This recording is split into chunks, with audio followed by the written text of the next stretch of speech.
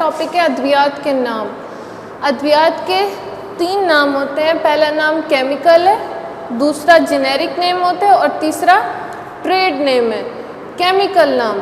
Chemical नाम medicine की जो कीमियाई साख्त है उसके लिहाज से रखा जाता है। ये मेडिसिन के जो मालिक्यूल और एटमों की जो तरतीब है, किस तरह से वो आपस में जुड़े हुए हैं, उनको ज़ाहिर करता है। जैसा कि पैरासीटामोल का केमिकल नाम है एसिटाइल पी अमाइनोफिनोल। इसी तरह एस्प्रिन का केमिकल नेम है एसिटाइल सैलिसिलिक एसिड। नेक्स्ट है जेनेरिक नेम मेडिसिन का मंजूर शुदा नाम होता है और ये नाम तब्दील नहीं किया जाता। सारी दुनिया में ही इसी नाम को इस्तेमाल किया जाता है और आम गुफ्तगू में इसको साल्ट भी कहा जाता है। जैसे कि पैरासीटामोल और एस्प्रिन। पैरासीटामोल दुनिया के किसी हिस्से में भी चली जाए तो उसका जो जेनेरिक होगा वो पैरासीटामोल ही होगा। एस्प्रिन दुनिया के किसी हिस्से में भी चले जाए एस्प्रिन ही होगा। तीसरा नाम है तिजारती नाम जो फार्मास्यूटिकल कंपनियां अपनी मेडिसिन तैयार करती हैं, जो एक जेनेरिक, फॉर एग्जांपल पैरासीटामोल एक जेनेरिक है, मुख्तलिफ कंपनियां बनाएंगी पैरासीटामोल को, तो फिर वो कंपनी उसका अपना तिजारती नाम इंतखाब करेगी।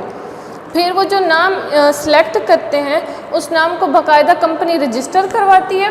रजिस्ट्रेशन करवाने के बाद फिर उस नाम के साथ कोई और कंपनी दवाई नहीं तैयार कर सकता। एक मेडिसिन को कई मुख्तलिफ कंपनियां बनाती हैं, लेकिन हर कंपनी जो ट्रेड नेम है वो उसका अपना होता है।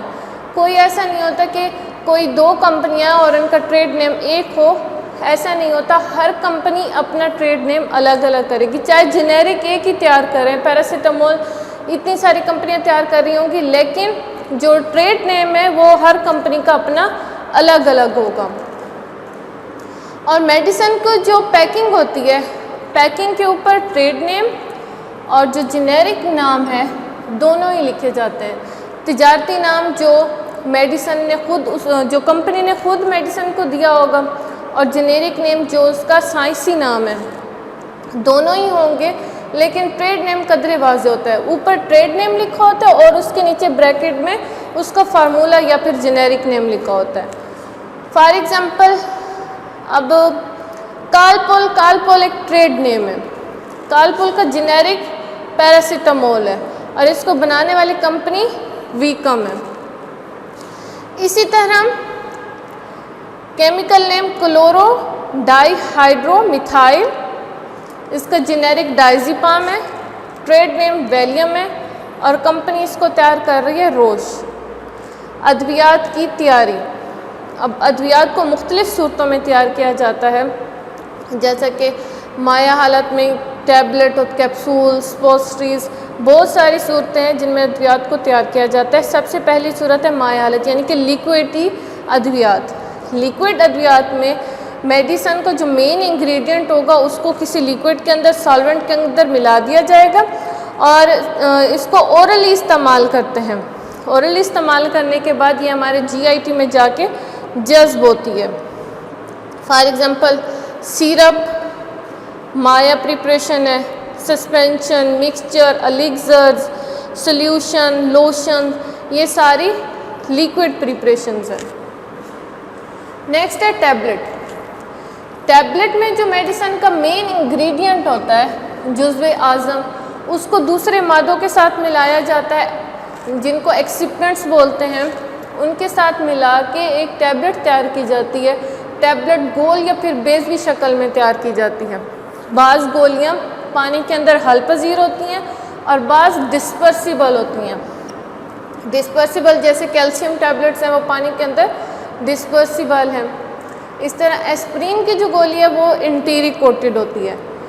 इंटीरी कोटेड ऐसी अद्वियात हैं जो कि हमारे स्टोमक के अंदर जाकर रिलीज़ नहीं होती, बल्कि इंटेस्टाइन के अंदर जाकर रिलीज़ होती हैं। अगर ये वाली अद्वियात स्टोमक के अंदर जाकर रिलीज़ हो, या तो स्टोमक इनको इनएक्टिवेट कर देगा या फिर GIT को डिस्टर्ब करेंगी, इरिटेशन काज करेंगी। एस्प्रिन है वो GIT इरिटेशन काज करती है, इसलिए एस्प्रिन को इंटीरी कोटेड तैयार किया जाता है ताकि ये मैदे के अंदर रिलीज़ ही ना हो, स्टोमक के अंदर जाकर रिलीज़ हो। इस तरह बाज़ अद्वियात कोटेड होती हैं जिनके ऊपर कोट किया जाता है, शुगर कोटिंग होती है, फिल्म कोटिंग होती है, इंटीरिक कोटिंग है। इस तरह नॉन कोटेड मेडिसिन्स होती हैं जिनके ऊपर कोई कोट नहीं किया जाता, इंटीरिक कोटेड मेडिसिन्स। नेक्स्ट है कैप्सूल। कैप्सूल में मेडिसिन को एक प्लास्टिक का खोल होता है, उसके अंदर डाला जाता है जो मैदे में आहिस्ता आहिस्ता हल होता है, और तमाम जो कैप्सूल्स हैं उनको खोले बगैर निगलना पड़ता है ताकि वो मैदे में पहुंचकर हल हो सकें। कैप्सूल अब दो किस्म के होते हैं, एक सॉफ्ट जेलेटिन कैप्सूल्स होते हैं और दूसरा हार्ड जेलेटिन कैप्सूल्स होते हैं। सॉफ्ट जेलेटिन कैप्सूल्स में हम जो ऑयल वगैरह हैं, विटामिन ई ऑयल हो गया या फिर जितने भी विटामिन हैं उनको पैक किया जाता है जिनके चांसेस होते हैं ख़राब होने के। इसके अलावा हार्ड जेलेटिन कैप्सूल्स हैं। हार्ड जेलेटिन कैप्सूल्स के दो पार्ट्स होते हैं, एक बॉडी और एक कैप।